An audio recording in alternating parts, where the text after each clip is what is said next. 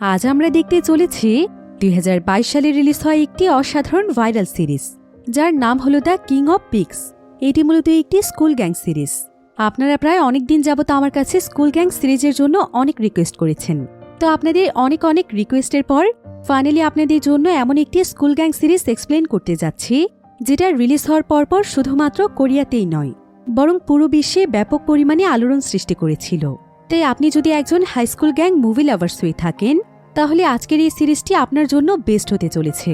কারণ এই পুরো সিরিজটির গল্পে প্রতি মিনিটে কী ঘটতে চলেছে সেটা আপনারা ধারণাও করতে পারবেন না। বন্ধুত্ব, ভালোবাসা এবং প্রতিশোধ যে আসলে কতটা ভয়ানক হতে পারে, সেটাই আমরা দেখব আজকের এই দুর্দান্ত সিরিজটির গল্পে। তাহলে চলুন ঘুরে আসা যাক বন্ধুত্ব এবং প্রতিশোধের এক ভয়ানক গল্প থেকে। তো গল্পটি শুরু হয় সাউথ কোরিয়ার একটি শহরে, যেখানে আমরা কিউমিন নামের একটি ছোট্ট ছেলেকে দেখতে পাই। সে তার বন্ধু সুরেনের সাথে স্কুলের মধ্যে ঘোরাফেরা করছিল। এমন সময় সেখানে জিয়া এবং সুসি নামের দুজন ছেলে চলে আসে, আর তারা তাদেরকে ওয়াশরুমে আটকে বুলি করতে থাকে। এক পর্যায়ে জিয়া কিউমিনকে তার প্যান্ট খোলার জন্য বলে, কিন্তু কিউমিন এটা করতে না চাইলে তারা দুজন তাকে প্রচণ্ড মারধর শুরু করে। তখন আর কোনো উপায় না পেয়ে কিউমিন তাদের কথা মতো তার প্যান্ট খুলতে বাধ্য হয়। এটা দেখে জিয়া এবং সুসি প্রচুর হাসছিল, কিন্তু এই ঘটনাটি কিউমিনের মনে একদম দাগ কেটে যায়। এই ঘটনার জন্য সে নিজের কাছে নিজে অনেক বেশি লজ্জিত বোধ করছিল। অর্থাৎ এই ঘটনা তার মনে অনেক বড় একটি প্রভাব ফেলে দিয়েছিল। কিউমিন তখন বাড়ি ফিরে দরজা লাগিয়ে প্রচণ্ড কাঁদছিল। এমন সময় তার বাবা মাতাল অবস্থায় বাড়িতে ফিরে এসে প্রচণ্ড জোরে জোরে দরজায় ধাক্কা দিতে থাকে, কিন্তু কিউমিন ভয়ে দরজা খুলছিল না। তখন তার মা তার বাবাকে আটকানোর প্রচণ্ড চেষ্টা করছিল, কিন্তু কিউমিনের বাবা আসলে কোনো ভালো মানুষ ছিল না। সে প্রায় সময়ই কিউমিন এবং তার মায়ের গায়ে হাত তুলত, আর আজকেও সে এখানে কিউমিনের মাকে মারতে শুরু করে। এতে কিউমিন আরও বেশি কষ্ট পেয়ে ঘরের একটি কোণায় বসে প্রচণ্ড কাঁদতে থাকে এবং তার নিজের প্রতি নিজের অনেক ঘৃণা হতে থাকে। কারণ সে কেমন ছেলে মানুষ যে কিনা নিজেকে এবং তার মাকে রক্ষা করতে পারে না। এসব ভাবতে ভাবতেই কিউমিন অনেক বেশি ডিপ্রেসড হয়ে যায়। এবার পরের দিন সে আবার স্কুলে চলে যায়, কিন্তু ক্লাসে ঢুকতেই সে দেখতে পায় যে আর তার বন্ধুরা সেখানে তার জন্যই অপেক্ষা করছে। সে ক্লাসে যাওয়ার সঙ্গে সঙ্গে জিয়া তাকে নিজের কাছে ডেকে নেয় এবং আগের দিনের ঘটনা নিয়ে তাকে সেখানে ইনসাল্ট করতে শুরু করে। তারা সবাই মিলে তাকে নিয়ে প্রচণ্ড হাসাহাসি করতে থাকে। কিউমিনিতে কষ্ট পেয়ে আবারও ওয়াশরুমে গিয়ে প্রচণ্ড কাঁদছিল।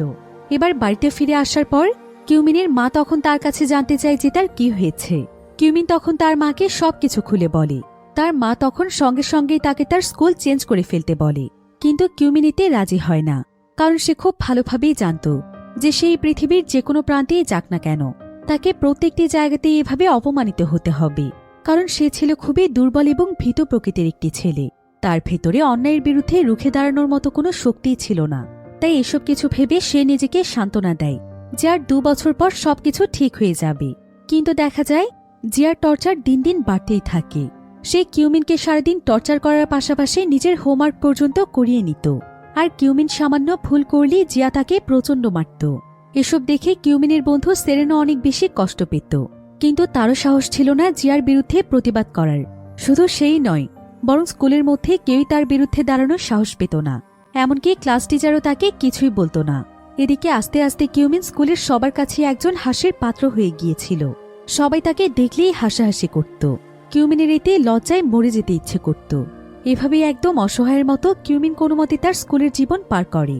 এরপর দেখতে দেখতে অনেকগুলো বছর পার হয়ে যায়।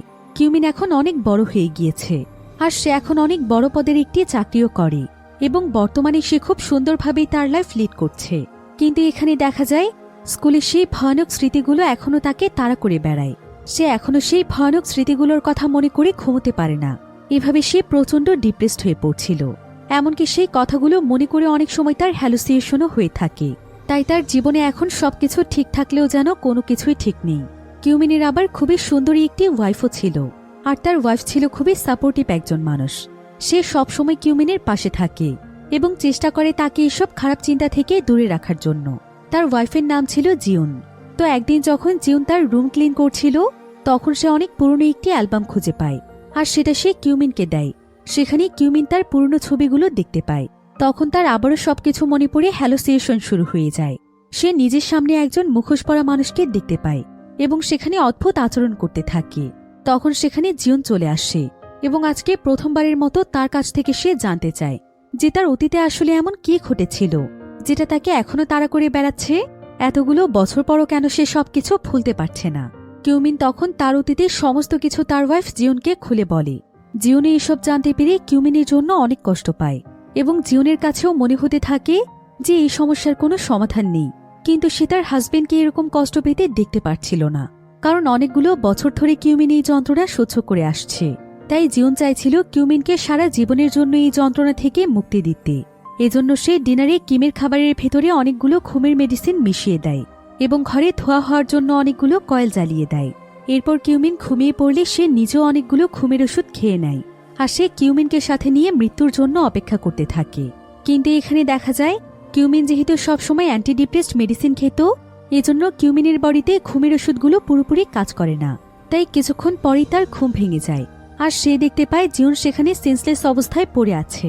কিউমিন এতে অনেক ভয় পেয়ে যায় আর সে তার জ্ঞান ফেরানোর চেষ্টা করতে থাকে, কিন্তু এতে কোনো লাভই হয় না। কিছুক্ষণ পরেই কিউমিন বুঝতে পারে যে জিউন মারা গিয়েছে। তখন সে জিউনের পাশে বসে সেখানে প্রচণ্ড কাঁদতে থাকে। এমন সময় আবারও সে সেই ভয়ঙ্কর মুখোশ পরা লোকটিকে দেখতে পায়, কিন্তু এবার সে আর এসবে ভয় পাচ্ছিল না। সে নিজেকে শান্ত রাখার চেষ্টা করছিল। এবার কিছুক্ষণ পর পুলিশ ইনফরমেশন পেয়ে তাদের বাড়িতে চলে আসে আর ফ্লোরে কিউমিনের ওয়াইফ জিউনের লাশ দেখতে পায়। ইনভেস্টিগেশনের জন্য তারা পুরো ঘর সার্চ করতে থাকে, কিন্তু কোথাও তারা কাউকে দেখতে পায় না। এবার হঠাৎ করে সেখানে ইয়ান নামক একজন লেডি পুলিশ অফিসার গ্লাসে রক্ত দিয়ে একটি লেখা দেখতে পায় এবং সেটার ছবি তুলে নিয়ে এসে সিসি ক্যামেরা চেক করে। তারা দেখতে পায় জিউনের মৃত্যুর কিছুক্ষণ পরেই কিউমিন সেখান থেকে চলে গিয়েছে। এরপর ইয়ান সেই লেখাটি চেক করে একটি নাম দেখতে পায়। সেখানে লেখা ছিল সুরেন।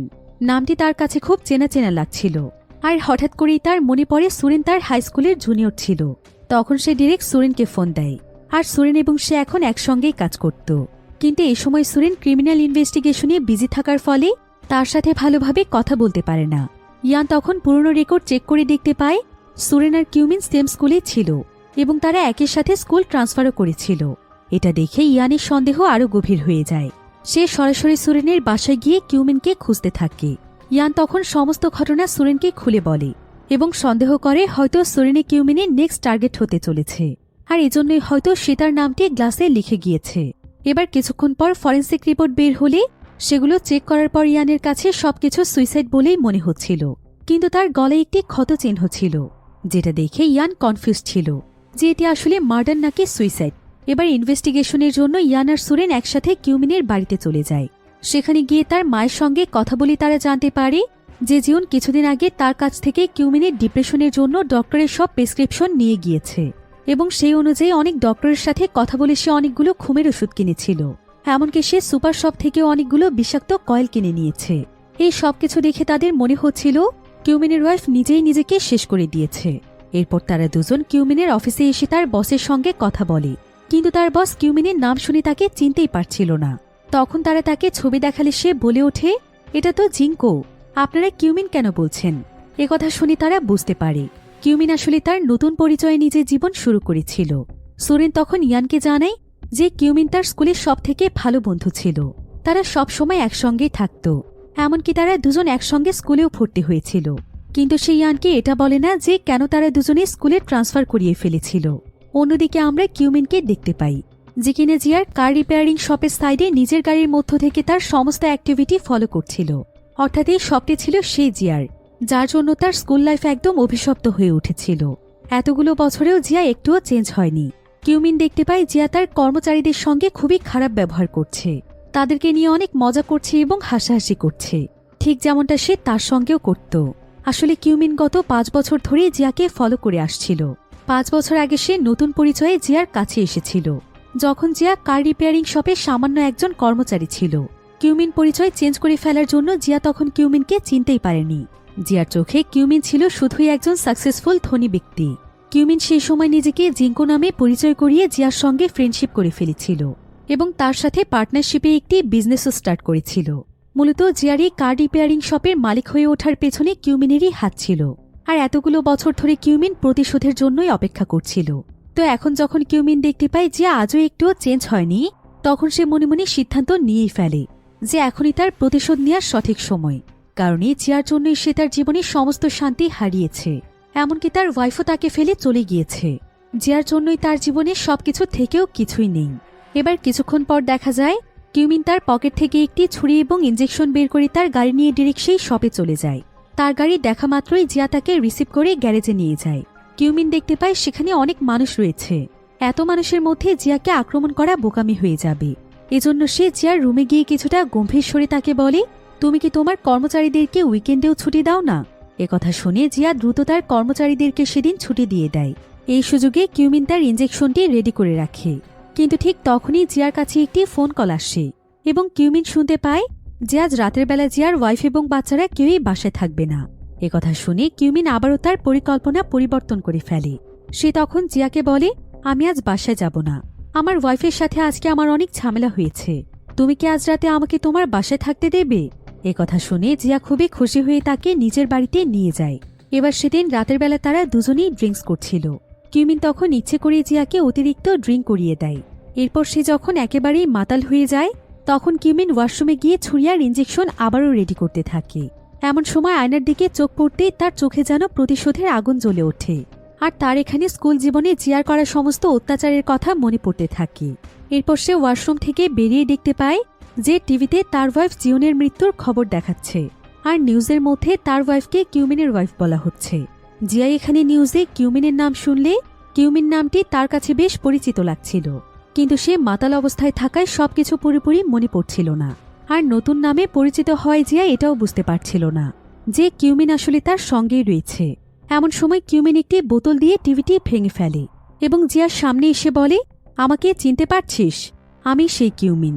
একথা শুনে জিয়া অবাক হয়ে তার দিকে তাকিয়ে থাকে। কিউমিন তখন স্কুল লাইফে তার সঙ্গে হওয়া সমস্ত অন্যায়গুলোর কথা তাকে বলতে থাকে। আর জিয়ার জন্য সে এতগুলো বছর কতটা অভিশপ্তভাবে পার করেছে এটাও সে তাকে জানায়। জিয়ারও এখানে সেই সমস্ত কথা মনে পড়লে সে অনেক ভয় পেয়ে যায়, কারণ সে বুঝতে পেরেছিল যে কিউমিন তার প্রতিশোধ নিতে এসেছে। আর কিউমিন এখন অনেক ভয়ানক হয়ে উঠেছে। তাই জিয়া তখন সেখান থেকে পালানোর জন্য কিউমিনের উপর আক্রমণ করে দেয়। কিউমিনও তখন জিয়াকে মারতে শুরু করে। এভাবেই তাদের দুজনের মধ্যে বিশাল বড় এক ফাইট শুরু হয়ে যায় এবং এক পর্যায়ে অতিরিক্ত ড্রিঙ্ক করার জন্য জিয়া সেন্সলেস হয়ে যায়। কিছুক্ষণ পর যখন তার জ্ঞান ফিরে আসে তখন সে নিজেকে দেয়ালের সাথে বাঁধা অবস্থায় দেখতে পায়। তার শার্ট প্যান্ট সবকিছুই একদম খোলা ছিল। তাকে সেখানে একদম একটি পশুর মতোই বেঁধে রাখা হয়েছিল। জিয়া তখন এখানে অনেক ভয় পেয়ে গিয়ে কিউমিনের কাছে বারবার ক্ষমা চাইতে থাকে, কিন্তু কিউমিন এখানে তার কোনো কথা না শুনে তার পায়ে ছুরি দিয়ে আঘাত করতে থাকে। জিয়া এতে সেখানে প্রচণ্ড ব্যথায় কাতরাতে থাকে। কিউমিন তখন জিয়াকে ফোর্স করে পুলিশকে কল করায় যেন তারা দ্রুত সেখানে চলে আসে।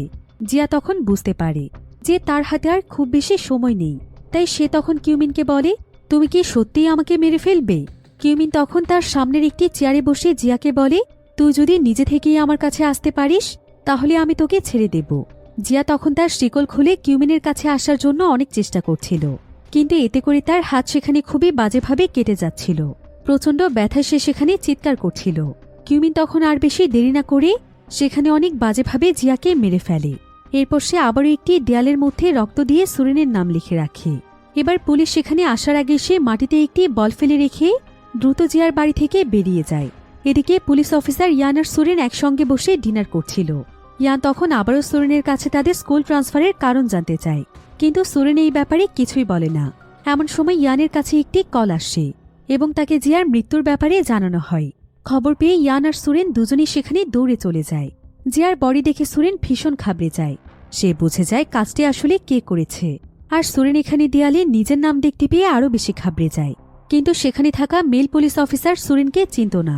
এজন্য সে দেয়ালে সুরেন নামটি দেখে মনে করে যে সুরেন নামের কেউ হয়তো এই মার্ডারের সঙ্গে জড়িত রয়েছে। এদিকে সুরেন এবার নিচে পড়ে থাকা বলটি খেয়াল করে। সে আর এখানে এক মুহূর্ত দেরি করে থাকতে পারছিল না। এজন্য সে কাউকে কিছু না বলে দৌড়ে সেখান থেকে বেরিয়ে যায়, কারণ সে এখন তার জীবন নিয়ে অনেক ভয় ছিল। ইয়ান তাকে আটকানোর জন্য বাইরে এসে দেখতে পায় যে সে আর আশেপাশের কোথাও নেই। এবার সুরেন সেখান থেকে ডিরেক্ট একটি বারে চলে যায় এবং নিজেকে কিছুটা নর্মাল করার জন্য ড্রিঙ্কস করতে থাকে। আর এখানে তাদের স্কুলে ঘটে যাওয়া ঘটনাগুলো মনে পড়ে যায়। তখন ফ্ল্যাশব্যাকে দেখা যায় যে একদিন জিয়া এবং সুসি যখন কিউমিনকে মেরে ক্লাসের মধ্যেই ফেলে রেখেছিল তখন সুরেনের ভীষণ খারাপ লাগছিল। সে এটার প্রতিবাদ করতে চাইছিল, কিন্তু অন্যরা তাকে এটা করতে মানা করছিল, কারণ সে যদি একটি কথাও বলে তবে জিয়াদের নেক্সট টার্গেট হবে সুরেন নিজেই। এমনকি তাদের ক্লাস টিচারের সবকিছু জানা সত্ত্বেও সুসিকে শুধুমাত্র তার স্ট্রং ফ্যামিলি ব্যাকগ্রাউন্ডের জন্য ক্যাপ্টেন বানিয়েছিল। সেদিন সুরেন অনেকবার কিউমিনকে বলেছিল এ ব্যাপারে তার টিচার এবং প্যারেন্টসদের কমপ্লেন করার জন্য, কিন্তু কিউমিন সেটা করেনি। সেদিন রাতে কিউমিন ঘুমিয়ে গেলেও সুরেন কিছুতেই ঘুমোতে পারছিল না। সে তখন প্রতিশোধ নেয়ার জন্য কাউকে কোনো কিছু না বলে নিজেই রাতের বেলা সোজা স্কুলে চলে যায়। এরপর সে জিয়ার সুসির বিরুদ্ধে লেটার লিখে নিজেই কমপ্লেন বক্সে রেখে আসে। কিন্তু পরবর্তীতে এই লেটারই যে তাদের জীবনে কাল হয়ে দাঁড়াবে এটা সে কখনোই কল্পনা করতে পারেনি। এরপর আমরা আবারও বর্তমান সময়কে দেখতে পাই, যেখানে সুরেন একটি স্বপ্ন দেখছিল। সেই স্বপ্নে কিউমিন তাকে বলছিল, চল দুজন একসঙ্গে প্রতিবাদ করি, একসঙ্গে প্রতিশোধ নেই। এমন সময় তার মনে হচ্ছিল অনেকগুলো হাত এসে তার গলা চেপে ধরছে। সে তখন প্রচণ্ড ভয় পেয়ে গেলে তার ঘুম ভেঙে যায় এবং সে বুঝতে পারে যে সবকিছু শুধু তার স্বপ্ন ছিল। এরপর সে ইয়ানকে ফোন দিয়ে ইনভেস্টিগেশনের ব্যাপারে জানতে চায়। ইয়ান তখন সুরেনকে জানায় তারা এখনও এই মৃত্যুর ব্যাপারে কোনো ক্লু খুঁজে পায়নি। সুরেন তখন ইয়ানকে এই ইনভেস্টিগেশনে হেল্প করতে চায় এবং সে এখানে তাকে জানিয়ে দেয় যে স্কুল লাইফে কিউমিনকে যারা বুলি করত তাদের মধ্যে জিয়াই ছিল প্রধান। তাই তার কাছে মনে হচ্ছে কিউমিন প্রতিশোধ নেয়ার জন্যই সবাইকে মারছে। এদিকে পুলিশ জিয়ার বাসার দেয়ালে সুরেনের নাম দেখতে পেয়ে তাকে খুঁজছিল। এ ব্যাপারে ডিটেলস নিয়ে তারা দেখতে পায় যে সুরেন আসলে সেই পুলিশ অফিসার যে নিজেই সেদিন তাদের সঙ্গে ছিল। তারা এখানে ভাবছিল সুরেনও এই মার্ডারের সাথে জড়িত, এজন্য তারা সুরেনকে খুঁজতে শুরু করে।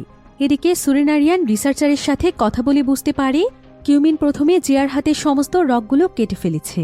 এরপর তার প্রাইভেট পার্ট কেটে তার মৃত্যু নিজের চোখে দেখেছে। জিয়াকে এত নিষ্ঠুরভাবে মেরে ফেলতে দেখে তারা বুঝতে পারে যে কিউমিনের আসলে জিয়ার উপর কী পরিমাণ রাগ জমেছিল। রিসার্চ রুম থেকে বেরিয়ে এসব কথা বলতে বলতে তারা যখনই গাড়িতে উঠতে যাবে তখনই একদল পুলিশ সেখানে এসে সুরেনকে ধরে নিয়ে যায়। ইন্টারোগেশন রুমে গিয়ে তার আবারও সে স্কুল লাইফের কথা মনে পড়তে থাকে। সেদিন কমপ্লেন বক্সে লেটার রেখে আসার পর প্রিন্সিপাল সুসিকে তার রুমে ডেকে পাঠায়। সবাই ভেবেছিল হয়তো তাকে এবার পানিশমেন্ট দেয়া হবে, কিন্তু উল্টো প্রিন্সিপাল সুসিকে সেই লেটারটি দেখিয়ে বলে, তুমি অনেক ভালো স্টুডেন্ট, তোমার ফ্যামিলি ব্যাকগ্রাউন্ডও খুব ভালো, তোমাকে নিয়ে কে কমপ্লেন করেছে সেটা আমরা যেভাবেই হোক খুঁজে বের করব, তুমি কোনো চিন্তা করো না।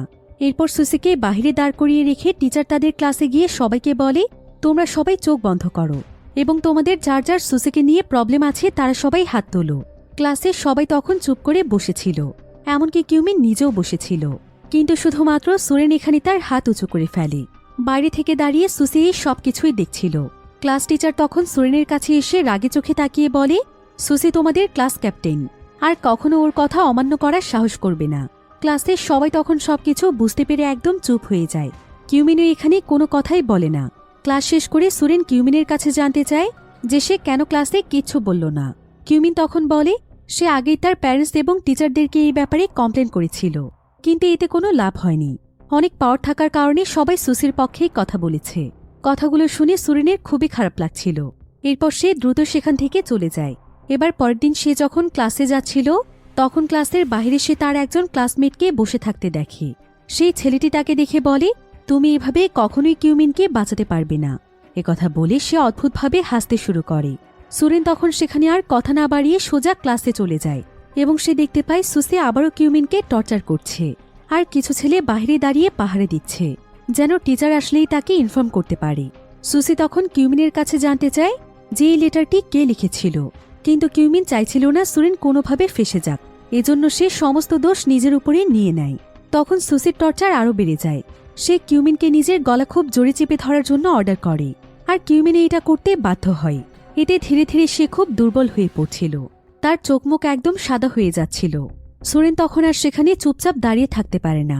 সে কিউমিনকে বাঁচানোর জন্য চিৎকার করে সেখানে যেতে চায়, কিন্তু তখনই সেখানে জিয়া তার গ্যাং নিয়ে চলে আসে, আর তারা সুরেনকে ধরে সোজা স্কুলে ছাদে নিয়ে যায়। সেখানে সে সুরেনকে প্রচুর মারধর করতে থাকে। সুরেনও এখানে নিজেকে বাঁচানোর জন্য জিয়ার সঙ্গে ফাইট করছিল। সবাই তখন তাদেরকে ঘিরে মজা দেখছিল, কেউই তাদেরকে আটকানোর চেষ্টা করছিল না। এবার এক পর্যায়ে সুরেন জিয়াকে মাটিতে ফেলে প্রচুর মারতে থাকে। জিয়ার যেন এতে একদম মরার মতো অবস্থা হয়ে যায়, আর এখানে ব্যথা সহ্য করতে না পেরে জিয়া একসময় সুরেনের কাছে আত্মসমর্পণ করে। এদিকে সুসি সাইডে বসে সবকিছুই দেখছিল এবং সে নিজেও কিছুটা ঘাবড়ে গিয়েছিল, আর জিয়াকে এভাবে হেরে যেতে দেখে সবাই মজা নিচ্ছিল। কিন্তু আজকে সবাই সুরেনের এমন ভয়ানক রূপ দেখে অবাক হয়ে যায়। সুরেনের মতো এমন চুপচাপ একটি ছেলে জিয়াকে ফাইট করে হারিয়ে দিতে পারবে। এরপর আবারও ঘটনা চলে আসে বর্তমান সময়ে। মিনহা নামের একজন পুলিশ সুরেনকে সত্য ঘটনা বলার জন্য ফোর্স করছিল। এমন সময় সুরেনের ইনভেস্টিগেশন টিম খুবই রাগান্বিত অবস্থায় সেখানে চলে আসে, আর তারা ডিমান্ড করে সুরেনকে এখনই ছেড়ে দেওয়ার জন্য। ঠিক এমন সময় ইয়ানকে ফোন করে ইনফর্ম করা হয় জিয়ার মৃত্যু রাত 10টা থেকে 11টার মধ্যে হয়েছে, আর সুরেন তখন ইয়ানের সাথেই ছিল।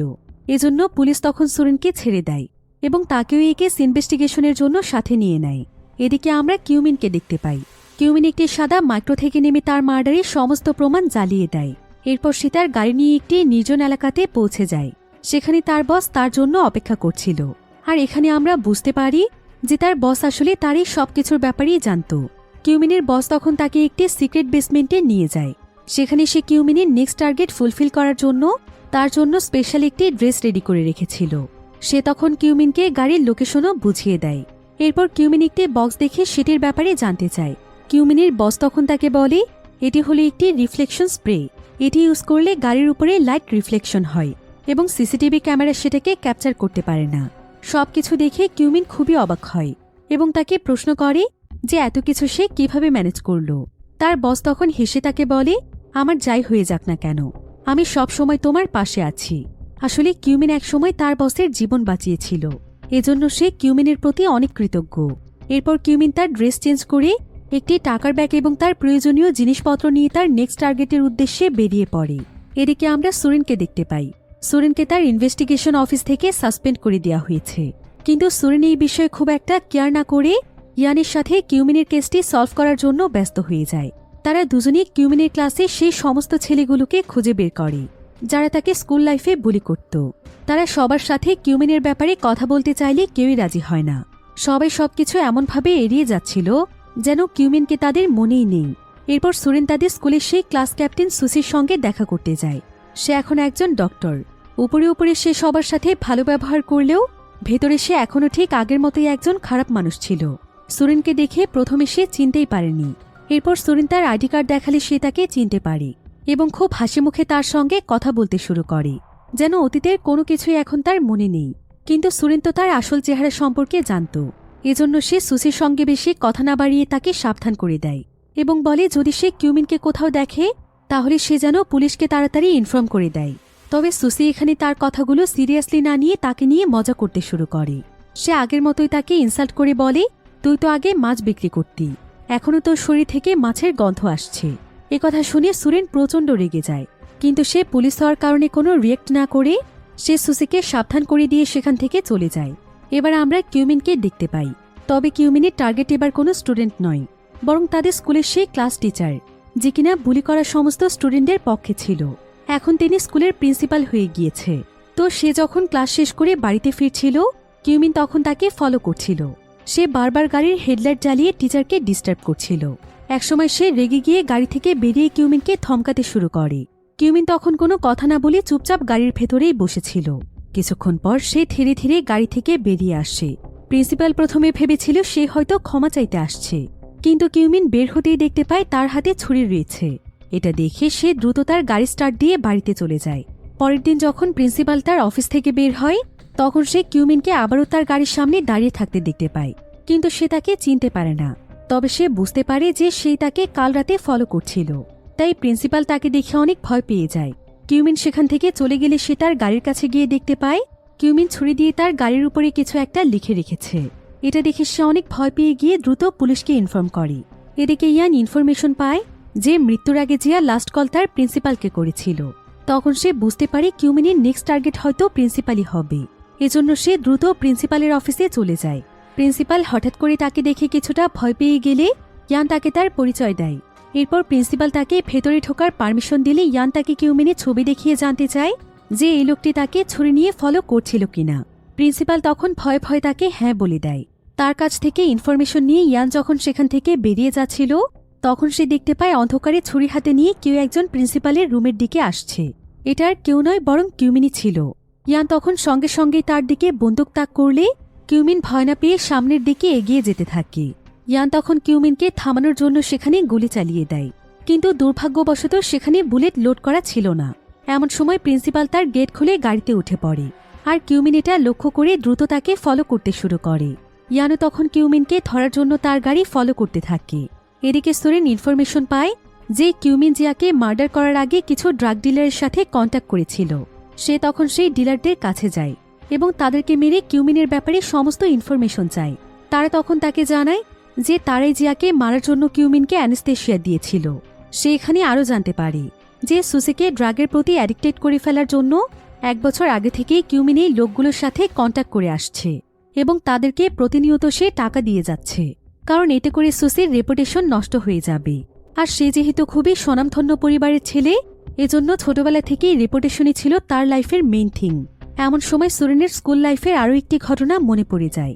সেদিন জিয়ার সাথে ফাইটে জেতার পর সুরিন ভেবেছিল যে হয়তো এবার তাদের টর্চার থেমে যাবে, কিন্তু সুসি তখন তাদের উপর আরও ভয়ানকভাবে প্রতিশোধ নেয়। সে সুরিন এবং কিউমিনের চেয়ারে সুপার গ্লু লাগিয়ে রেখেছিল, আর সে চেয়ার থেকে উঠতে গিয়ে তারা যখন চেয়ার নিয়ে মাটিতে পড়ে যায় তখন সুযোগ পেয়ে সুসি তাদেরকে প্রচণ্ড মারতে শুরু করে। আর সেদিন সুসি তাদের দুজনকে খুবই ভয়ানকভাবে মেরেছিল। সেদিনের কথা মনে পড়লে সুরিন এখনও আটকে ওঠে। তো এসব কিছু নিয়ে কিছুক্ষণ ভেবে সুরিন বুঝতে পারে যে কিউমিনের নেক্সট টার্গেট সুসি হতে চলেছে। এজন্য সে দ্রুত সুসিকে সতর্ক করার জন্য ফোন করে। এ সময় সুসি অফিস থেকে বেরিয়ে তার গাড়ির দিকেই যাচ্ছিল, কিন্তু সে দেখতে পায় তার গাড়ির টায়ার পাঞ্চার হয়ে গিয়েছে। তখন সে সুরিনের কলটি রিসিভ করে। এরপর সুরিন যখন তাকে কিউমিনের ব্যাপারে সতর্ক করে তখন সে আবারও অ্যাটিটিউড দেখিয়ে হাসতে শুরু করে। সে সুরিনের কথাগুলো একদমই সিরিয়াসভাবে নিচ্ছিল না। সুরিন তখন তাকে বলে, তুমি যদি তোমার এসব ড্রামা বন্ধ না করে এখনই পুলিশ স্টেশনে না যাও তাহলে কাল হয়তো তোমার ডেড বডি নিয়ে আমার ইনভেস্টিগেশন করতে হবে। একথা শুনে সুসি কিছুটা ভয় পেয়ে যায় এবং একটি ট্যাক্সি নিয়ে দ্রুত পুলিশ স্টেশনে যাওয়ার জন্য রওনা হয়। আর সুরিন ও সুসির লোকেশন ট্র্যাক করে সেদিকে যেতে থাকে। এমন সময় ইয়ান সুরিনকে কল করে সমস্ত ঘটনা খুলে বলে।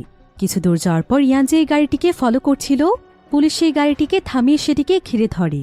ইয়ান তখন দেখতে পায় গাড়ির ড্রাইভার আসলে কিউমিন নয় বরং অন্য কেউ। তখন সে বুঝতে পারে যে কিউমিন তাকে বোকা বানিয়েছে। ঠিক এমন সময় সুসি ট্যাক্সি করে সেই রোড দিয়ে যাচ্ছিল। কিছু দূর যাওয়ার পর সে লক্ষ্য করে যে তাকে আসলে পুলিশ স্টেশনের দিকে নিয়ে যাওয়া হচ্ছে না। এমন সময় ড্রাইভার তখন সামনে থেকে বলে ওঠে, তুমি যদি এখন পুলিশ স্টেশনে যাও তাহলে সবাই জেনে যাবে যে তুমি ড্রাগ অ্যাডিক্টেড, আর তখন তোমার সমস্ত রেপুটেশন নষ্ট হয়ে যাবে। একথা বলতে বলতে সে পেছনে ফিরে তাকায়, কিন্তু সুসি তাকে প্রথমে চিনতে পারছিল না। তবে যখনই সে তাকে ক্লাস ক্যাপ্টেন বলে ডাকে তখন সে বুঝতে পারে যে এটাই আসলে কিউমিন। কিউমিনকে দেখে সে প্রচণ্ড ভয় পেয়ে যায় এবং তাকে পেছন থেকে সে আক্রমণ করে বসে। সে একটি বেল্ট দিয়ে কিউমিনের গলা চেপে ধরে। এমন সময় কিউমিন সুসির হাতে ছুরি দিয়ে আঘাত করে। তবে ঠিক তখনই সে আশেপাশে পুলিশের গাড়ির সাইরেনের শব্দ শুনতে পায়। তখন সে সুসিকে তার ড্রাগ নেয়ার ভিডিও দেখিয়ে বলে, তুই যদি কাউকে আমার ব্যাপারে কিছু বলিস তাহলে 8 ঘন্টার মধ্যে আমি তোর এই ভিডিও ভাইরাল করে দেব, আর তখন তোর সমস্ত রেপুটেশন সবার সামনে নষ্ট হয়ে যাবে। সবাই ভদ্রতার আড়ালে তোর আসল চেহারা চিনে ফেলবে। একথা বলে সে সুসিকে রেখে গাড়ি থেকে নেমে যায়। তখন সেখানে সুরেন এসে দেখতে পায় যে কিউমিন পালিয়ে যাচ্ছে। সে কিউমিনকে আশেপাশে খুঁজতে শুরু করে। এমন সময় সুরেনের কাছে কিউমিনের একটি কল চলে আসে। কিউমিন তাকে বলে, আমি জানি তুই অনেক সৎ একজন পুলিশ অফিসার, কিন্তু এই পৃথিবীতে তুই আমার একমাত্র সত্যিকারের বন্ধু। সুরেন তখন কিউমিনকে অনেক অনুরোধ করতে থাকে যাতে করে কিউমিন এসব কিছু থেকে নিজেকে বের করে নিয়ে আসে। সে যেন আর কারো কোনো ক্ষতি না করে, কারণ এসব করলেও তো সে তার অতীতের সেই জীবনকে ফিরে পাবে না। তবে কিউমিন এখানে রহস্যজনকভাবে বলে, তুইও আমাকে প্রতিশোধ নেয়ার জন্য হেল্প কর। তোর কি তিয়ানের কথা মনে আছে? তিয়ানের নাম শুনে সুরেন একদম থমকে যায়। কিউমিন তখন সুরেনের সামনে চলে আসে। তারা এখানে দুজন দুজনের দিকে অবাক দৃষ্টিতে তাকিয়ে থাকে, কারণ প্রায় 20 বছর পর তাদের দুজনের দেখা হয়েছে। সুরেন কিউমিনকে দেখে অনেক ইমোশনাল হয়ে যায়, কিন্তু বাধ্য হয়ে তাকে আটকানোর জন্য সে তার দিকে বন্দুক তাক করে, কারণ সে কিউমিনকে এখনও তার সত্যিকারের বন্ধুই মনে করত। কিউমিন তখন তাকে বলে, দেখ তোর পেছনে তিয়ান দাঁড়িয়ে আছে। সুরেন তখন পেছনে ঘুরে তাকায়, কিন্তু সে দেখতে পায় সেখানে কেউ নেই। তখন সে আবারও কিউমিনের দিকে তাকিয়ে দেখতে পায় যে কিউমিন আর সেখানে নেই। এরপর সে বন্দুক হাতে নিয়ে কিউমিনকে আশেপাশে খুঁজতে শুরু করে। এমন সময় কিউমিন তাকে পেছন থেকে আক্রমণ করে সেন্সলেস করে ফেলে এবং তার বন্দুক নিয়ে সেখান থেকে পালিয়ে যায়। সুরেনের জ্ঞান ফিরে আসার পর সে সিসি ক্যামেরা চেক করে, কিন্তু সে সেখান থেকে তেমন কোনো ইনফরমেশন পায় না। এরপর সে পকেটে হাত দিয়ে দেখতে পায় কিউমিন সেখানে একটি ছবি রেখে গিয়েছে। ছবিটি ছিল তাদের 3 জনের, যেখানে ছিল কিউমিন, সুরেন এবং তিয়ান। তিয়ানকে দেখতেই সে অনেক নার্ভাস হয়ে পড়েছিল। তার মনে হচ্ছিল যে সত্যি সত্যি তিয়ান তার আশেপাশেই রয়েছে। এমন সময় সেখানে তার কাছে পুলিশ ইয়ান চলে আসে। ইয়ান তাকে বলে, তুমি জানতে যে কিউমিনের নেক্সট টার্গেট হচ্ছে সুসি, তারপরও তুমি কেন আমাকে কিছু বলনি? বরং উল্টো তুমি আমাকে স্কুল লাইফে বুলি করা অন্য ছেলেদের কাছে পাঠিয়েছিলে। এবার ইয়ান এখানে খুব জোর দিয়ে জানতে চায় যে কিউমিন আর সুরেন কেন একসাথে স্কুল চেঞ্জ করে ফেলেছিল। তখন সুরেন আর তার কাছে কোনো কিছু না লুকিয়ে সমস্ত ঘটনা বলে দেয়। আসলে সুসি সেদিন চেয়ারে গ্লু লাগিয়ে কিউমিন আর সুরেনকে প্রচুর মেরেছিল, কিন্তু ক্লাসের কেউই তাকে কিছু বলার সাহস পায়নি। আর কিছুক্ষণ পর সেখানে ক্লাস টিচার চলে আসে, কিন্তু সে নিজেও সুসিকে কিছু না বলে সবাইকে শান্তভাবে সিটে বসার জন্য বলে। এরপর সে সুসি আর সুরেনের গার্ডিয়ানকে ফোন করে। কিছুক্ষণ পর সুসির বাবা ক্লাসরুমে আসে। তিনি ছিলেন শহরের অনেক বড় একজন নামকরা ডক্টর। তিনি ক্লাসে এসে সবাইকে ফ্রি পার্ক ট্যুরের জন্য টিকিট অফার করে। সবাই এতে প্রচণ্ড খুশি হয়ে যায় এবং তাকে সেখানে অনেক রেসপেক্ট করতে থাকে। এর কিছুক্ষণ পর সেখানে সুরেনের মা চলে আসে, কিন্তু তাকে কেউই সেভাবে ওয়েলকাম করছিল না। তিনি এতে সেখানে কিছুটা অপ্রস্তুত হয়ে যায়, কারণ কিছু স্টুডেন্ট তাকে নিয়ে হাসাহাসি করছিল। এর কারণ হলো তিনি ছিল একজন সামান্য মাছ বিক্রেতা। টিচার তখন সুরেনের দিকে খুবই অদ্ভুতভাবে তাকায়, অর্থাৎ তিনি ইনডিরেক্টলি তাকে সুসি এবং তার নিজের পজিশন বুঝিয়ে দেয়। এই ঘটনার পর তাদের উপর টর্চার যেন আরও বেড়ে যায়। সুসি আর জিয়ার মেইন টার্গেট হয়ে উঠেছিল কিউমিন আর সুরেন। তো একদিন যখন তারা সুরেনকে প্রচণ্ড টর্চার করছিল, তখন সেখানে হঠাৎ করে একটি ছেলে চলে আসে। আর সে সুসি এবং জিয়াকে প্রচণ্ড মেরে সুরেন আর কিউমিনকে সেভ করে সেখান থেকে নিয়ে যায়। আর মূলত এই ছেলেটিই হচ্ছে তিয়ান। এরপর থেকে কিউমিন, সুরেন আর তিয়ান খুব ভালো বন্ধু হয়ে যায়। এরপর আবারও আমরা বর্তমান সময়কে দেখতে পাই। পুলিশ স্টেশনের সবাই এসব ঘটনা শুনে একদম শকড হয়ে যায়। ঠিক এমন সময় তাদের সামনে একটি ভিডিও ফুটেজ ওপেন হয়, যেখানে তারা দেখতে পায় সুসি নিজেই নিজের সমস্ত অপকর্মের কথা স্বীকার করছে। সে এতদিন যাদের সাথে অন্যায় করে আসছিল তার সবকিছু সে নিজের মুখেই স্বীকার করে নেয়। আর সুসি সেই ভিডিওর ব্যাকগ্রাউন্ড দেখে পুলিশ তাকে খুঁজতে বেরিয়ে পড়ে। এমন সময় সুরেনের কাছে সুসির একটি ভিডিও পাঠানো হয়, যেখানে সে নিজেই নিজের গলা শক্ত করে চেপে ধরেছিল, ঠিক যেভাবে সুসি স্কুল লাইফে কিউমিন আর সুরেনকে নিজেদের গলা চেপে ধরার জন্য ফোর্স করত। এরপর কিউমিন সুরেনকে ফোন করে বলে, এই ভিডিওটি তোর জন্য ছোট্ট একটি স্যাম্পল ছিল, নেক্সট টাইম তুই সুসিকে নিজের চোখে ক্ষমা চাইতে দেখবি। এরপর সে বারবার সুরেনকে সতর্ক করে বলে, 20 বছর আগে আমাদের সঙ্গে যা হয়েছিল তা ভুলে যাস না। তুই আমাদের বন্ধু তিয়ানকেও ভুলে যাস না, তাহলে তার সাথে অনেক বড় অন্যায় হয়ে যাবে। একথা বলে সে ফোন রেখে দেয়। তিয়ানের কথা শুনে সে আবারও অনেক নার্ভাস হয়ে পড়ে। তার কাছে মনে হচ্ছিল যে দূর থেকে দাঁড়িয়ে বিগ মাস্ক পরে থাকা কোন একটি বাচ্চা তাকে দেখছে। সে তাকাতেই বাচ্চাটি মুখোশ খুলে ফেলে, আর সে দেখতে পায় যে বাচ্চাটি আর কেউ নয় বরং তার সেই ছোটবেলার বন্ধু তিয়ান। তখন আবারও তার ছোটবেলার কথা মনে পড়ে যায়। একদিন তিয়ান তাদের দুজনকে একটি পরিত্যক্ত চার্চে নিয়ে যায়। সেখানে গিয়ে সে একটি পিগ মাস্ক পরে তাদের দুজনকে বলে, তোমরা যদি এই টর্চার থেকে মুক্ত হতে চাও তাহলে প্রথমে তোমাদেরকে লিডার হতে হবে। একথা বলে সে কিউমিনের সামনে একটি ছুরি নেয় এবং তাকে তার পাশে থাকা বিড়ালটিকে মেরে ফেলার জন্য বলে। একথা শুনে কিউমিন ভয় পেয়ে সেখান থেকে বেরিয়ে যায়। এরপর সে সুরেনকে সেম কাজটি করতে বলে। সুরেন তার কথা শুনে ভয় পেয়ে গেলেও সে কাজটি করতে রাজি হয়ে যায়। সে সঙ্গে সঙ্গে ছুরি দিয়ে বিড়ালটিকে মেরে ফেলে। কিউমিন বাইরে দাঁড়িয়ে তার কান বন্ধ করে রেখেছিল, যেন সে বিড়ালের আর্তনাদের শব্দ শুনতে না পায়। কিন্তু এমন সময় তার প্রতি হওয়া সমস্ত টর্চারের কথা তার মনে পড়তে থাকে এবং তার প্রচণ্ড রাগ হয়। সুরেন তখন বাইরে বেরিয়ে এলে কিউমিন তার কাছ থেকে ছুরিটি নিয়ে নেয়। আর সে সেই বিড়ালটিকে বারবার আঘাত করতে থাকে, যেন সে ভয়ানক এক সাইকোতে পরিণত হয়ে গিয়েছে। এই ঘটনার পর থেকে তারা 3 বন্ধু আর আগের মতো ইনোসেন্ট থাকে না। তারা যেন এক অন্যরকম মানুষ হয়ে যায়। তাদের ভেতরে প্রতিশোধের আগুন জ্বলতে থাকে। এরপর ঘটনা আবারও চলে আসে বর্তমান সময়ে। সুরেন এখানে প্রচণ্ড ভয় পেয়েছিল। ইয়ান তখন সুরেনের কাছে এসে তার ফোনটি পিক করে। কিউমিন তখন জানায় তার নেক্সট টার্গেট হলো সুসির 2 জন ফ্রেন্ড। একথা শুনে পুলিশ সেই 2 জন ফ্রেন্ডকে খুঁজতে শুরু করে। সুরেন আর ইয়ান আবারও সুসির ভিডিওটি দেখে বুঝতে পারে যে তার ব্যাকগ্রাউন্ডটি আসলে ফেক ছিল। এদিকে পুলিশ সুসির 2 জন ফ্রেন্ডকে খুঁজতে খুঁজতে একটি বাড়ি চলে আসে, কিন্তু সেখান থেকে তারা জানতে পারে যে কিছুক্ষণ আগে 2 জন কিডন্যাপার এসে তাদেরকে কিডন্যাপ করে নিয়ে গিয়েছে। কিডন্যাপার তাদেরকে সেই রুমে নিয়ে যায় যেখানে সুসিকে রাখা হয়েছিল। তারা 2 জন সেখানে গিয়ে সুসিকে হাত পা বাঁধা অবস্থায় দেখে ভীষণ ভয় পেয়ে যায়। তারা তার হাত পা খুলে দেয়। এরপর সুসির ফোনে তার ডিরেক্টরের একটি কল চলে আসে। ডিরেক্টর তার উপর প্রচুর রেগেছিল, কারণ তার ড্রাগ নেয়ার ভিডিওটি ভাইরাল করে দেওয়া হয়েছিল, যার কারণে এখন পুরো হসপিটালের রেপুটেশন নষ্ট হয়ে গিয়েছে। এসব শুনে সুসি অনেক বেশি হতাশ হয়ে পড়ে। যেই রেপুটেশনের জন্য সে সারা জীবন এত পরিশ্রম করে এসেছে, আজ তার সেই সমস্ত রেপুটেশনই মাটির সঙ্গে মিশে গিয়েছে। এমন সময় তারা বাইরে থেকে পুলিশের গাড়ির শব্দ শুনতে পায়। তখন তার 2 জন বন্ধু সুসির দিকে কোনো নোটিশ না করে এখান থেকে বের হওয়ার জন্য চিৎকার করতে থাকে। এই সুযোগে সুসির রুমে থাকা একটি বন্দুক নিয়ে নিজেকে শুট করে দেয়। এবং পুলিশ সেখানে প্রবেশ করার আগে সে মারা যায়।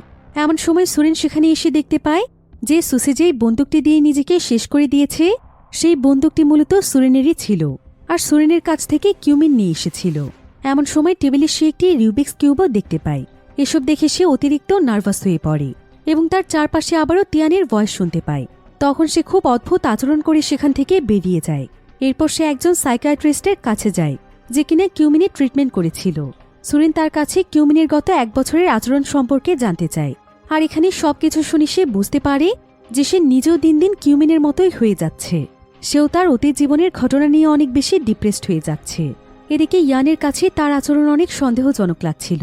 এজন্য সে সুরেনের কম্পিউটার চেক করে সেখানে সে একটি ভিডিও খুঁজে পায়, যেই ভিডিওতে কিউমিন তাকে আঘাত করে তার বন্ধুকে নিয়ে গিয়েছিল। এখানে ভালোভাবে লক্ষ্য করে সে দেখতে পায় কিউমিন সেদিন তার পকেটে একটি পিকচার রেখে দিয়েছিল, আর পিকচারটি ভালোভাবে দেখার জন্য সে ওই এরিয়ার সিসিটিভি ফুটেজ চেক করে এবং ফাইনালি সেই ছবিটি পেয়ে যায়। কিন্তু সেই ছবিতে কিউমিন আর সুরেন ছাড়া অন্য যেই ছেলেটি ছিল তাকে ইয়ান চিনতে পারে না। তাই এই ব্যাপারে জানতে সে সুরেনের একটি ক্লাসমেটের কাছে যায়। তার নাম ছিল চুইন। চুইন তাকে বলে যে ছবিতে থাকা এই ছেলেটির নাম হলো তিয়ান। ইয়ান তখন তিয়ানের ব্যাপারে বিস্তারিত জানতে চায়, কিন্তু চুইন তাকে বলে এত বছর আগের ঘটনা তার কিছুই মনে নেই। ইয়ান তখন খোঁজ নিয়ে সোজা তিয়ানের মায়ের কাছে চলে যায় এবং তার ব্যাপারে জানতে চায়। তিয়ানের মা তখন তাকে জানায় যে তিয়ান হাইস্কুলে থাকতেই আত্মহত্যা করেছিল। সে তাকে তিয়ানের রেখে যাওয়া একটি চিঠি দেখায়, যেখানে লেখা ছিল, সরি মা, আমি আর এসব নিতে পারছি না, তুমি আমাকে ক্ষমা করে দিও। তার মা এখানে আরও জানায় যে তিয়ান দীর্ঘ সময় ধরে অনেক বেশি ডিপ্রেস ছিল। এ সময় আবারও একটি ফ্ল্যাশব্যাক দেখানো হয়। একদিন স্কুলে সিনিয়র গ্রুপ তাদের ক্লাসে ভোট চাইতে আসছে। তাদের গ্রুপকে সবাই ভয় পাচ্ছিল, এমনকি সুসি নিজেও। শুধুমাত্র তিয়ান তাদের কোনো কেয়ার করছিল না। এজন্য সে যাওয়ার সময় তিয়ানকে শিক্ষা দেওয়ার জন্য সুসিকে অর্ডার করে যায়। কিন্তু সুসির তিয়ানকে মারার মতো সাহস ছিল না, কারণ তিয়ান ছিল অনেক ভালো একজন ফাইটার। এজন্য সে তার সমস্ত রাগ কিউমিনের সাথে দেখায়। তিয়ানের সামনে সে কিউমিনকে মারতে আসছে। এটা দেখে তিয়ান প্রচণ্ড রেগে গিয়ে সুসির উপর আক্রমণ করে দেয়। সুসির বন্ধুরা তাকে বাঁচাতে এলে তিয়ান তাদেরকেও প্রচণ্ড মারে। কিউমিনের সুরেনও তখন ফাইটে জয়েন হয়ে যায়। এতে করে সেখানে বিশাল বড় এক ফাইট শুরু হয়ে যায়। এক পর্যায়ে তিয়ান বেল দিয়ে সুসিকে অনবরত মারতেই থাকে। খবর পেয়ে প্রিন্সিপাল তাদের গার্ডিয়ানকে ফোন করে স্কুলে নিয়ে আসে। সবার গার্ডিয়ান সেখানে উপস্থিত হলেও তিয়ানের গার্ডিয়ান সেখানে আসে না। এই সুযোগে সুসির বাবা নিজের বেল্ট খুলে তিয়ানকে টিচার আর গার্ডিয়ানদের সামনে প্রচণ্ড মারতে শুরু করে, কিন্তু সেখানে তাকে আটকানোর মতো কেউ ছিল না। সবাই চুপচাপ বসে মজা দেখছিল। এমনকি এরপর প্রিন্সিপাল পানিশমেন্ট দিয়ে তিয়ানকে সাসপেন্ডও করে দেয়। এরপর ঘটনা আবারও চলে আসে বর্তমান সময়ে। সুরেন সুসির মৃত্যুর জায়গাতে পাওয়া রিউবিক্স কিউব দেখে বুঝতে পারে যে কিউমিনের নেক্সট টার্গেট হলো তার স্কুলের সেই সিনিয়র, কারণ তার কাছে সবসময় রিউবিক্স কিউব থাকত। সে তখন সেই সিনিয়রকে খুঁজে বের করে। সিনিয়র তাকে দেখিয়ে চিনে ফেলে এবং সে সুরেনকে বলে, 1 বছর আগে আমার কিউমিনের সাথে কথা হয়েছিল। তখন সে আমায় বলেছিল যে 1 বছর পর নাকি সে তোমার সাথে দেখা করবে। এরপর আমাদেরকে 1 বছর আগের ঘটনা দেখানো হয়। কিউমিন সিনিয়রের ব্যাপারে সমস্ত ডিটেলস দিয়ে জানতে পারে যে সে এখন মানব সেবার কাজ করছে। সে গরিবদেরকে সাহায্য করে, ডোনেশন করে, আর স্কুল কলেজে হওয়া অন্যায় কাজের প্রতিবাদ জানিয়ে লেখালেখি করে। কিউমিনের তো এসব বিশ্বাস হচ্ছিল না। এজন্য সে নিজে একজন বুলির ভিকটিম হওয়া প্যারেন্ট সেজে তার সঙ্গে দেখা করে এবং তার সাথে কথা বলে সে বুঝতে পারে যে আসলে সে এখন অনেক ভালো মানুষ হয়ে গিয়েছে। এটা বুঝতে পেরে যখন কিউমিন তার পরিচয় দেয়, তখন সিনিয়র তার সবকিছুর জন্য কিউমিনের কাছে ক্ষমা চায় এবং তার কাছে তার ভুলের প্রায়শ্চিত্তের জন্য একটি সুযোগ চায়। কিউমিন তখন তাকে একটি নোটবুক দেয়, যেখানে তাদের স্কুলের সমস্ত বুলিংয়ের ঘটনা লেখা ছিল। সে চাইতো সুরেন নিজেই সবকিছু সবার সামনে প্রকাশ করুক, সেই সাথে তাদের বন্ধু তিয়ানের মৃত্যুর ঘটনাটাও, কারণ তার মৃত্যুর ব্যাপারে সুরেনই সব থেকে ভালো জানত। এবার বর্তমান সময়ে দেখা যায় সিনিয়র এখানে সুরেনের কাছে তিয়ানের মৃত্যুর বিষয়ে জানতে চায়। এতে সে অনেক নার্ভাস হয়ে পড়ে এবং এই বিষয়ে সে কোনো কথা না বলে সেখান থেকে চলে যায়। এরপর সে যখন ড্রাইভ করছিল, তখন কিউমিন তাকে কল করে তিয়ানের মৃত্যুর ব্যাপারে সবাইকে সবকিছু বলে দেওয়ার জন্য বলে, কিন্তু সুরেন এতে রাজি হয় না। সে অনেক উত্তেজিত হয়ে ফোনটি কেটে দেয়। তখন তার আবারও হ্যালুসিয়েশন শুরু হয়ে যায়। সে তার চারপাশের সমস্ত জায়গাতে তিয়ানকে দেখতে পায়। কোনো মেডিসিনই তার এই হ্যালুসিয়েশন যাচ্ছিল না। তখন সে গাড়ি থেকে বেরিয়ে তাদের 3 জনের ছবিটি পুড়িয়ে দেয়। এতে তার হ্যালুসিয়েশন কিছুটা থেমে যায়। এদিকে কিউমিন তার নেক্সট টার্গেটের জন্য প্রিপারেশন নিচ্ছিল। তার নেক্সট টার্গেট ছিল ক্লাসের সবচাইতে বোকা স্টুডেন্ট চুইন। চুইন চুরি করা সিডি বিক্রি করে স্টুডেন্টদের কাছ থেকে টাকা নিত। এরপর একদিন সুসের গ্যাং তাকে টার্গেট করে তখন সে সুসির সাথে লড়াই করতে পারবে না বলে তার গ্রুপের হয়ে কাজ করতে শুরু করে দেয়। এবার একদিন হঠাৎ করে সে এসে কিউমিনকে একটি থাপ্পড় মারে। কিউমিন কোনো কিছু বলার আগেই কয়েকজন তাকে ধরে ফেলে। চুইন তখন সুসির কথা মতো তার ইনভেন্ট করা প্রজেক্ট দিয়ে তাকে ইলেকট্রনিক শক দেয়। এরপর একদিন কিউমিন আর সুরিন ছাদে বসে কথা বলছিল। তখন সেখানে তিয়ানের অনুপস্থিতির সুযোগ নিয়ে সুসির গ্যাং সেখানে এসে তাদের উপর চুইনের প্রজেক্টটি অ্যাপ্লাই করতে চায়। তারা বাধা দেওয়ার চেষ্টা করলে সবাই মিলে তাদের দুজনকে প্রচণ্ড মারধর করতে শুরু করে। কিন্তু হঠাৎ করে সেখানে তিয়ান চলে আসে এবং সে সবাইকে মারতে মারতে একদম তাদের অবস্থা খারাপ করে দেয়। এরপর থেকেই সে যেন পুরো স্কুলের আইকন হয়ে ওঠে। এবার কিছুক্ষণ পরেই তিয়ান তার বাবার মৃত্যুর খবর পায়, আর এই খবর সুসের কাছেও পৌঁছে যায়। তো পরের দিন তিয়ান যখন স্কুলে আসে, সবাই তখন তাকে তার বাবার মৃত্যুর জন্য সান্ত্বনা দিচ্ছিল। কিন্তু সুসি তখন তার কানে কানে কিছু একটা বলে। এ সময় স্পিকারে তিয়ানের বাবার মৃত্যুর খবর সবাইকে দেয়া হয় এবং এর জন্য সবার কাছ থেকে চাঁদা দাবি করা হয়। এতে তার বাবার মৃত্যুর খবরটি নিয়ে পুরো স্কুল মজা করতে শুরু করে। তিয়ান এতে প্রচণ্ড ভেঙে পড়েছিল, কারণ তিয়ান মূলত তার বাবার ফিউনারেলের জন্য স্কুল থেকে টাকা তুলছিল। এটা নিয়েই সবাই তাকে ছোট করে হাসাহাসি করছে। এরপর সেদিন রাতের বেলায় কিউমিন আর সুরেন তার বাড়িতে গেলে তিয়ান তাদের সাথে লাস্ট একটি ছবি তোলে এবং তাদেরকে খুব মন খারাপ করে বলে যে সে আর বাঁচতে চায় না, তার প্রতিনিয়ত মরে যেতে ইচ্ছে করে। সেই সাথে সে তাদের দুজনকে আরও বলে, চল আমরা তিনজন একসাথে মারা যাই, কারণ আমাদের জীবনটা অনেক কষ্টের, তাহলে আমাদেরকে আর এই অত্যাচার সহ্য করতে হবে না, আমরা সারা জীবনের মতো মুক্তি পেয়ে যাব। তারা দুজন তখন তাকে সান্ত্বনা দিয়ে বুঝিয়ে বলে যে আর কিছুদিন ধৈর্য ধরলে সবকিছু ঠিক হয়ে যাবে। কিন্তু তিয়ান মানসিকভাবে এতটাই ভেঙে পড়েছিল যে সে এখন কারো কথাই শুনতে চাইছিল না। এরপর ঘটনা আবারও বর্তমান সময়ে ফিরে আসে। কিউমিন খোঁজ নিয়ে জানতে পারে যে চুইন একটি ডার্ক ওয়েবসাইট এবং গেম প্রডিউসার মেম্বার হিসেবে রয়েছে, আর এসব গেমে খুব অদ্ভুত অদ্ভুত মিশন কমপ্লিট করতে হয়। রাতে এমন একটি মিশন কমপ্লিট করার জন্য চুইন একটি হলরুমে চলে যায়। কিউমিন তখন তাকে ফলো করছিল। কিছুক্ষণ পর চুইন সেই হলে থাকা একটি বৃদ্ধ লোককে কুড়াল দিয়ে আঘাত করে মেরে ফেলে এবং সেটার পিকচার তুলে তার ডার্ক ওয়েবসাইটে সেন্ড করে দেয়। এরপর কিউমিন চুইনের বাড়িতে গিয়ে তার কম্পিউটারের সমস্ত ডাটা নিজের কন্ট্রোলে নিয়ে আসে এবং তার অ্যাকাউন্ট থেকে একটি পোস্ট করে। কিছুক্ষণ পর চুইন বাড়িতে ফিরে এসে দেখতে পায় যে তার সমস্ত ডাটা চুরি হয়ে গিয়েছে। এরপর সে গেমে ঢুকে দেখতে পায় যে কেউ একজন তার আইডি থেকে লাস্ট মিশন পোস্ট করে দিয়েছে। তার মিশনটিতে লেখা ছিল যে যে ব্যক্তি চুইনকে মেরে ফেলতে পারবে সে পুরস্কার হিসেবে এই গেমটি কন্ট্রোলে সমস্ত ডাটা পেয়ে যাবে। এটা দেখে চুইন ভীষণ ভয় পেয়ে যায় এবং দ্রুত সেখান থেকে পালিয়ে যাওয়ার চেষ্টা করে। কিন্তু তখনই বাহির থেকে কেউ একজন জোরে জোরে তার দরজায় নক করতে থাকে। এতে সে আরও ভয় পেয়ে গিয়ে মাটিতে বসে পড়ে। এদিকে সুরিন খবর পেয়ে পুলিশ নিয়ে চুইনের বাড়িতে চলে আসে এবং দেখতে পায় সে হাত মুখ বাঁধা অবস্থায় পড়ে আছে।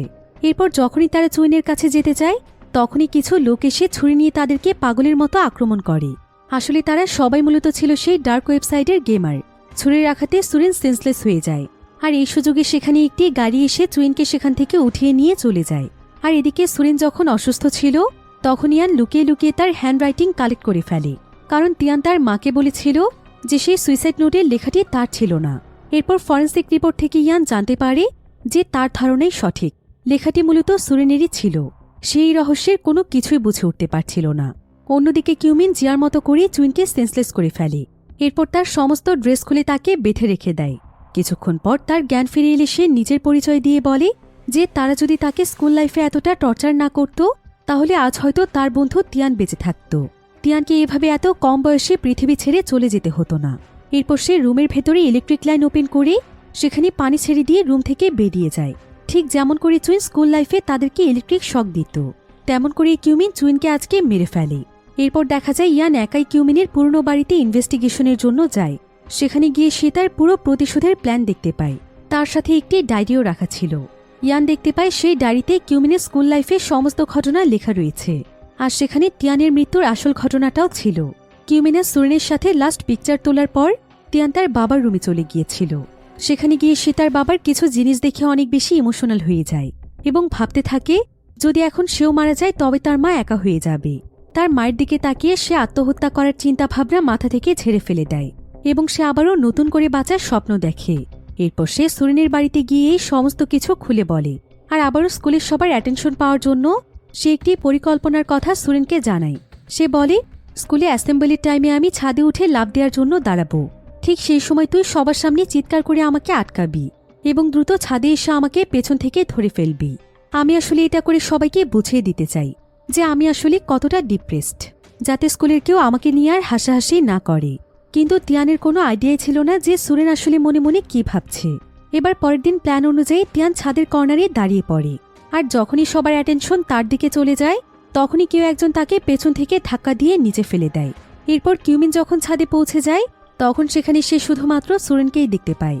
এই লেখাটি পড়ে ইয়ান একদম চমকে ওঠে, আর সে বুঝতে পারে যে ইয়ানি তাহলে তিয়ানকে মেরে ফেলেছে। তবে এগুলো সে কোনোভাবেই বিশ্বাস করতে পারছিল না। এবার পরের দিন একটি প্রেস মিটিংয়ে কিউমিন নিজে পুলিশ স্টেশনে এসে সমস্ত দোষ স্বীকার করে নেয়। এমন সময় সুরেন দ্রুত এসে তাকে ইন্টারোগেশন রুমে নিয়ে যায় এবং সমস্ত রেকর্ডিং ডিভাইস বন্ধ করে জানতে চায় যে কিউমিন আসলে কি চাইছে। কিউমিন তখন সুরেনকে সেদিন রাতে সমস্ত ঘটনা খুলে বলে। তিয়ান সেদিন প্রথমে তার প্ল্যান শেয়ার করার জন্য কিউমিনের কাছেই এসেছিল, কিন্তু কিউমিন ভীতু হয় সে তাকে এসব কিছু না বলে তার কাছ থেকে 3 জনের পিকচার নিয়ে নেয়। এরপর তিয়ান তাকে একটি বল দিয়ে সোজা সুরেনের কাছে চলে যায়। কিউমিন তখন তাকে ফলো করছিল। সুরেনের সাথে কথা বলে তিয়ান চলে যাওয়ার পর সুরেন তিয়ানের বেসমেন্টে যায় এবং একটি সুইসাইড নোট লিখে সেখানে রেখে দেয়। এবার পরের দিন তিয়ান যখন ছাদের কর্নারে গিয়ে দাঁড়ায়, তখন সুরেন নিজেই তাকে ধাক্কা দেয়। আর এই সব কিছু কিউমিন নিজের চোখেই দেখেছিল। এসব শুনে সুরেন একদম নার্ভাস হয়ে পড়ে এবং পুলিশকে অন্য ভিকটিম খুঁজতে যাওয়ার কথা বলে কিউমিনকে নিয়ে সেখান থেকে বের হয়ে যায়। আসলে তার প্ল্যান ছিল কিউমিনকে মেরে ফেলা, আর সুরেন আসলে তিয়ানকে নিজের জেলাসির জন্য মেরে ফেলেছিল। কারণ তিয়ান তাদের মধ্যে ছিল সবচাইতে বেশি শক্তিশালী, আর তাকে স্কুলে সবাই ভয় করত। এজন্য সুরেন তার উপর খুবই জেলাস ছিল। এদিকে কিউমিন আগে থেকেই তার বসকে ইনফর্ম করে রেখেছিল। তো প্ল্যান অনুযায়ী সুরেন কিউমিনকে নিয়ে গাড়িসহ গভীর পানির মধ্যে চলে যায় এবং সে গাড়ি থেকে বেরিয়ে আসে। কিন্তু কিউমিন হ্যান্ডকাপ পরা ছিল বলে বের হতে পারে না। তবে কিছুক্ষণ পর তার বস এসে তাকে ঠিকই বাঁচিয়ে নেয়। এরপর কিউমিন সে প্রিন্সিপালকে কিডন্যাপ করে স্কুলে নিয়ে যায় এবং তার ফোন থেকে তার সমস্ত ক্লাসমেটদেরকে সেখানে আসার জন্য ইনফর্ম করে। এ সময় সেখানে সুরেন চলে এলে কিউমিনের সাথে তার ফাইট শুরু হয়ে যায়। কিউমিন এখানে সুরেনকে তিয়ানের পুরনো দিনের কথা মনে করিয়ে দেয় এবং সবকিছুর জন্য তাকে ব্লেম করতে থাকে। আর ফাইট করতে করতে তারা একদম ছাদে পৌঁছে যায়। ততক্ষণে অন্য সব স্টুডেন্টও সেখানে চলে এসেছিল। 20 বছর আগের মতোই তারা শুধু এখানে দাঁড়িয়ে মজা দেখছিল। কিউমিন এখানে তাদেরকে সমস্ত সত্যটা জানিয়ে দিচ্ছিল। এমন সময় সুরেন এসে তাকে ছাদ থেকে ফেলে দেওয়ার চেষ্টা করে, কিন্তু কিউমিন তখন তাকে নিজের হ্যান্ডকাপের সাথে আটকে ফেলে আর বলে, এখনই সময়, আমরা দুজন মিলে এখন তিয়ানের স্বপ্ন পূরণ করব। একথা বলে তারা দুজনেই রেলিংয়ের উপরে তাকায় এবং দেখতে পায় তাদের বন্ধু তিয়ান সেখানে দাঁড়িয়ে আছে। মূলত এটা তাদের হ্যালোসিয়েশন ছিল। তবে এখানে সঙ্গে সঙ্গে কিউমিন ছাদ থেকে লাফ দেয়, কিন্তু সুরেন ছাদে দাঁড়িয়ে থাকায় কিউমিন হ্যান্ডকাপের জন্য সেখানে ঝুলে থাকে। ঠিক আগের মতোই নিচে দাঁড়িয়ে সমস্ত স্টুডেন্টরা এসব দেখেই যাচ্ছিল। তবে এমন সময় সেখানে ইয়ান চলে আসে, কিন্তু এখানে কিউমিন যেন পুরোপুরি একদম বদলে যায়। এতগুলো বছর পর যেন সে নিজের ভুল বুঝতে পারে। আর কিউমিনের চোখের দিকে তাকিয়ে সে আর এখান থেকে বেঁচে ফেরার চেষ্টা করে না। সেও তার বন্ধু কিউমিনের সাথে ছাদ থেকে লাফ দেয়। ইয়ান চেষ্টা করেও তাদেরকে আর বাঁচাতে পারে না। সে এখানে প্রচণ্ড কান্নায় ভেঙে পড়ে। আর এভাবেই সবশেষে তিয়ানের সে অপূর্ণ ইচ্ছে পূরণ হয়ে যায়। আর শেষ পর্যন্ত 3 বন্ধুর জীবনের বিনিময়ে তাদের বন্ধুত্বের পূর্ণতা পায়। নিয়তি হয়তো আবারও কোনোদিন তাদের 3 বন্ধুকে একসাথে থাকার সুযোগ করে দেবে, যেখানে থাকবে না কোনো মানসিক নির্যাতন, ধনী দরিদ্রের তফাৎ। চারিপাশ মুখরিত হয়ে যাবে তাদের হাসিতে। খুব সুন্দরভাবে কাটবে তাদের পুরো জীবন।